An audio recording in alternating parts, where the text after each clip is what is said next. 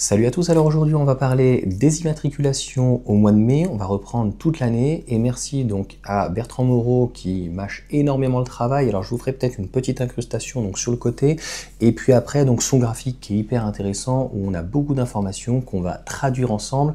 En fait moi je voudrais revenir donc on va avoir le top 10 des véhicules, on va avoir aussi donc sur le mois de mai ce par rapport de mai 2025 à mai 2024 et puis donc tout le cumul et on voit que la très belle progression elle est pour la IC3 et je pense que le fait de faire une petite batterie de 30 kWh ça va être encore plus intéressant. Je tiens à rappeler que si ce n'est pas trop cher en fait un véhicule citadin, quelqu'un qui ne veut absolument jamais partir, je l'ai déjà dit, qui fait 3-4 000 km par an, en deuxième voiture, troisième voiture, ou même en première voiture parce que la personne ne se déplace pas, parce que la personne prend le train, l'avion, le covoiturage, bref, il fait comme il veut, et bien je pense qu'il y a une possibilité, mais, et seulement si et mais, si le prix il est en fait en corrélation qui n'est pas trop cher. Avec les agréments de l'électrique, c'est dommage pour la IC3, ça manque un petit peu, donc c'est pas d'agrément de conduite, hein. Le comportement routier est plutôt pas mal, les suspensions, etc. Mais un one pedal bien sûr et une régénération qui soit un petit peu plus importante en termes de batterie et de moteur, de couple notamment, on peut quand même faire un peu mieux. Donc Citroën quand même, donc évolution par marque 5 mois, donc entre 2024 et 2025, plus 224% pour Citroën. Donc preuve que ça marche, que l'Access ça marche, et peut-être que le défaut finalement de Renault, c'est de ne pas avoir intégré en tout cas Dacia dans les véhicules donc électriques. On va avoir bien sûr Audi 174%, on verra en détail après, BYD 143%, c'est tout à fait logique, hein, la marque est naissante, donc en fait l'évolution est stratosphérique. Ford c'est parce qu'il y a beaucoup plus de modèles, donc obligatoirement c'est aussi normal. Skoda plus 64, Volkswagen 51%, c'est quand même pas mal, mais Renault moins au final 28%, malgré que, eh bien, par rapport à l'année dernière, il y a le Scénic et les R5, donc voilà. Je ne tape pas sur Renault, on est quand même à plus du 28%, c'est beaucoup mieux que DS, moins 4%, Mercedes, moins 4%, tout à fait logique, Kia, BMW, moins 29%, Peugeot, moins 44%, Tesla, moins 47%, tout à fait logique, Opel, eh bien, malgré que le rapport qualité-prix soit meilleur que chez Peugeot, on voit bien que l'argent ne fait pas tout, Jeep, Volvo et MG. Donc Volvo, moins 56%, et donc dans le top, je crois qu'on n'est plus dans le top 10, 1, 2, 3, 4, 5, 6, 7, 8, 9, 10, 11, 12, une vingtaine de marques. MG est à moins 77%, donc preuve que tout ça, ça ne fait pas tout. Je l'ai dit, la MG4, je trouve que c'est un très bon rapport qualité-prix. La MG5 est intéressant. J'ai eu des commentaires par contre de quelqu'un qui avait une ancienne MG5 et qui m'a dit attention, il y a déjà des pièces qui sont plus forcément fournies parce que même si le véhicule est récent, tout ça, ça va jouer en fait en compte, surtout que la voiture électrique, eh bien, la deuxième partie, la part de marché donc par énergie en mai 2025, on est sur l'électrique à 15,67%. C'est nul. Et ce qui remporte donc finalement la plus grosse part, c'est l'hybride, donc non rechargeable, l'hybride simple et normalement micro-hybridé. Hybride rechargeable 6,60, autant dire c'est nul et je pense que ça ne décollera jamais. Ça sera pour une certaine clientèle. L'essence est toujours à 24%, le diesel est à 5,59%, autant te dire il est mort. Et le GPL 3,74, hydrogène 0. Donc voilà pour ces premières informations. Pour le mois de mai, donc je vous mettrai l'intégration, donc encore une fois, c'est des sources NGC Data, hein, qu'on peut retrouver AA Data, etc., PFA. Donc merci encore une fois à Bertrand Moreau, c'est hyper intéressant. Donc la première au mois de mai, c'est la Citroën IC3. Vous me direz comment elle a pu arriver devant face à la Renault 5. N'hésitez pas dans les commentaires, moi j'ai un petit peu certaines vagues idées, le rapport qualité-prix, malgré les problèmes de jeunesse, etc. qu'on peut avoir. Je choisirais à mon sens quand même plus la R5 parce que c'est un véhicule plus abouti et que c'est un véhicule qui est fabriqué en France. Je l'ai déjà dit, Citroën, il n'y a malheureusement plus que le nom. Hein, la voiture est fabriquée en Slovénie, Slovaquie, je ne sais jamais le nom. Bref, la batterie, elle est chinoise de toute manière, les moteurs, etc. Donc en fait, il n'y a plus grand chose. La R5, voilà, c'est Vercors, c'est une société française fabriquée en France. La voiture est assemblée à Douai de mémoire. Donc voilà, il faut savoir beaucoup de choses. Bref, c'est juste de la passion. La Renault Scénic e-Tech qui franchement fonctionne plutôt bien, malgré qu'en fait il n'y ait plus la finition évolution à 40 000. D'ailleurs, ils se sont rendus compte, je pense que la finition évolution, elle marchait peu parce que en fait la techno était quand même un peu mieux. Et puis la 60 kWh, c'est pas la taille de la batterie qui compte, qui change, c'est que malheureusement l'autonomie n'est pas assez importante, malheureusement malgré la taille du véhicule, on devrait avoir beaucoup plus. Batterie NMC, donc qu'est-ce qu'il faut à Renault? One Pedal, un meilleur véhicule pénétration dans l'air, ou en tout cas une meilleure régénération, je pense que ça va aider aussi, c'est très important, et des batteries LFP pour pouvoir baisser le prix, je pense qu'aux alentours des 38 000. Concrètement, les gens, quand ils ont un budget de 34 à 36, voire 38 000, je parle sans bonus, eh bien obligatoirement, un Scénic, c'est vrai que il est très joli, il est plus récent, et le véhicule, donc, il est un peu plus grand, mais il n'est pas si grand que ça, de mémoire 4,43 m. L'autre fait, la Mégane, je l'ai, c'est je crois 4,23 m. Bon, voilà, on a une vingtaine de centimètres en plus, mais le braquage est très bon, donc au final, pour l'avoir vécu d'ailleurs, 170 chevaux suffisent, le 220 aussi. Bon, pour 220 chevaux, c'est pas non plus une grande foudre de guerre. Après, on a le groupe, donc Stellantis, toujours la i208, mais bon, on a les immatriculations, mais on n'a pas les immatriculations en détail, notamment c'est les particuliers, les professionnels. Je sais que la i208 se vend énormément sur des flottes. La Skoda Elroq, vous allez voir, je pense que ça va faire très mal et ça m'étonnerait pas qu'elle soit, peut-être pas numéro 1, mais dans le top 3, obligatoirement, ça arrive très fort. Hein. Donc on ne voit pas, malheureusement, tout ce qui est BYD, tout ce qui est Xpeng ou autre, c'est là que ça doit commencer. Donc le Elroq, tout à fait logique. Peugeot i3008, 578 immatriculations par rapport au Scénic qui est à 1000, c'est catastrophique. Va falloir se poser les bonnes questions chez Stellantis. Audi Q6, les chiffres parlent d'eux-mêmes. e-tron. L'Audi Q6 e-tron, tu vois bien que c'est pas qu'un problème d'argent. Moyenne du prix en fonction de la finition, etc. Je pense qu'on est aux alentours des 50-60 000 euros. Ah ouais. Voilà. Donc, là, Peugeot a encore un autre problème que Renault. Manque d'efficience, manque de dynamisme, un véhicule trop gros, pas assez de volume par rapport à ce qui est proposé. Je vous l'ai dit, ils vont changer donc de fournisseur, si on peut dire, au niveau hard software, en fait du logiciel. Donc ça ne sera plus Amazon, ça va être Google Automotive comme Renault.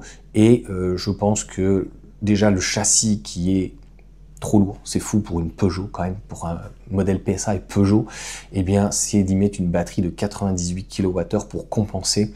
Voilà, il vaut mieux le 800 volts, une plateforme 800 volts que de rajouter une batterie qui est juste énorme.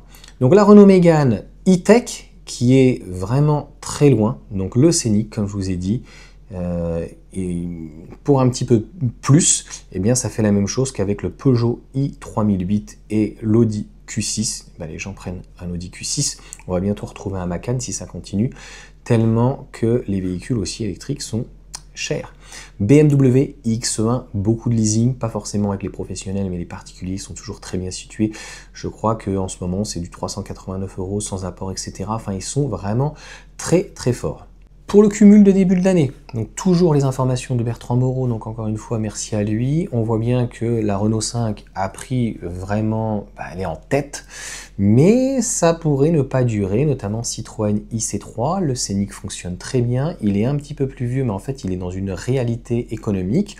Le modèle Y est bien, je pense qu'il ne sera plus jamais numéro 1, mais il peut être dans le top 10, et ce qui est quand même très bien pour un véhicule de 45 000 € et au-delà du prix, un véhicule de 4,79 m aujourd'hui. On n'a pas des véhicules de plus de 4,60 m voilà, dans le top 10. Donc là, tu as un modèle Y qui fait 5651 ventes par rapport à une Dacia Spring qui fait 3000 ventes. Quand même. Plus qu'un Volvo ID3, plus qu'un Peugeot i3008. Donc, en fait, c'est bien beau de critiquer Tesla, mais chez Peugeot, c'est pas mieux. Donc, je l'ai déjà dit, on a toujours vendu. En fait, si vous voulez faire du volume, il faut faire des petits véhicules. Donc là, il y a clairement une sous-performance de la part de Peugeot. La Citroën IC3 est bien située. On verra bien les autres modèles, comment ils se situent aussi. Et après, donc, Dacia Spring et Peugeot i2008. Donc, voilà, on est un petit peu dans la même chose. Pour moi, la fin de l'année, comment je le sens? Allez, vous voulez que je m'y mette et puis on fait la dernière donc analyse. La Renault R5 de toute façon va tout péter, a priori Renault va tout péter, le Scénic est très bien situé, le Scénic va être chamaillé par le Elroq, vous allez voir très rapidement, le modèle Y peut revenir dans le top 3 ou dans le top 5, et pour le reste, mis à part la Citroën IC3 du groupe Stellantis, tout le reste c'est compliqué. Volkswagen n'a jamais eu une grosse cote en France, l'ID3 est pas mal, mais même Skoda est mieux situé, et puis pour le reste, en fait, ils sont clairement dans les choux. Là, on va en parler du négatif des marques chinoises, et notamment donc avec Geely, Volvo. Alors le dernier graphique, il est réellement catastrophique. On a parlé donc d'un côté des marques qui font plus 28, 77, 224%. Bon, Citroën n'avait pas beaucoup d'électrique et c'était pas fantasmagorique, notamment au niveau de la IC4. Donc là, il va y avoir un restyling, il y a eu le restyling, il y a la IC5 qui arrive, qui peut-être, moi je pense que la IC5 se vendra plus que le 3008, donc ça prouvera que le Peugeot, il y a quand même un petit souci. La DS, pour moi, la marque, faut solder. Très concrètement. Mercedes joue très gros sur sa plateforme MMA, mais comme vous le savez, il y a énormément de distributions, notamment Mercedes, qui se font avec Xpeng, et pour moi, Tesla n'a pas à s'inquiéter en France, c'est plutôt Mercedes qui doit s'inquiéter, parce que pour moi, le G9 et même le G6 en termes de style, si c'est beaucoup moins bien que Mercedes peut-être à l'intérieur, et en termes d'infodivertissement et de rapport qualité-prix, quand tu as un client qui vient Mercedes à 60 000 et qu'à 40 000 pour 20 000 € de moins cher, c'est toujours une question de prix. Donc Mercedes, en fait, se fait entamer, c'est déjà fait entamer il y a 3-4 ans avec le modèle Y, mais comme BMW, un peu Audi, et là, la Mercedes, en fait, il faudra attendre. Kia, donc bon, c'est logique, moins 5%, c'est pas non plus énorme. BMW, moins 29%, ils ont vendu quand même beaucoup d'iX1 et beaucoup de i4. Et bien là, malheureusement, on voit la stagnation et plutôt à la baisse. Donc on parle bien de mai par rapport à mai de l'année dernière, et puis ils avaient eu du bonus, etc. Là, c'est fini, donc ils ne peuvent plus que jouer sur au-delà du style, et de la qualité, bien sûr, du véhicule est perçue. C'est plutôt sur leur leasing qui sont très attractifs. Peugeot, moins 44%, c'est juste catastrophique. Donc Tesla à moins 47%, il y a un renouvellement, ils ont un modèle. Et avoir un deuxième avec le modèle 3. Le modèle 3 vient de Chine, je vous l'ai déjà dit, tout le monde le sait, donc ils arrivent plutôt en fin de trimestre, donc mars, nous sommes avril-mai, donc ça ne sera pas avant le mois de juin. Donc en fait, ils stockent, voilà, et puis après le bateau, il s'en va, et après tu suis ton petit véhicule. Tesla, Opel, moins 54%, donc là, le groupe Stellantis éclaté, c'est ça qui est plutôt inquiétant. Opel, Jeep, Fiat, moins 68%, entre deux, Volvo, moins 56%, c'est trop cher. C'est beaucoup trop cher, donc ça prouve quoi? Ça prouve que la clientèle, pourtant, qui est sur l'hybride, hybride rechargeable et électrique, ils avaient une grosse clientèle aussi sur leur D5, diesel, notamment l'anciennement le 5 cylindres. Volvo a tellement explosé en prix que eux ils se sont fait bouffer, par exemple, par le premium allemand, donc par Audi notamment. Et après, donc, AMG, moins 67%. Donc déjà que le Marvel R n'avait pas été un succès, ils ont pourtant une belle gamme étoffée, mais là, il faut se ressaisir. Et donc, vous le voyez bien pour le mois donc, de mai, on y viendra finalement très rapidement dans la conclusion, c'est évolution donc, par marque. Non, c'est d'avoir en fait, oui, alors la part sur l'électrique, vraiment qui est stagnante. Donc en fait, le marché, il est réduit.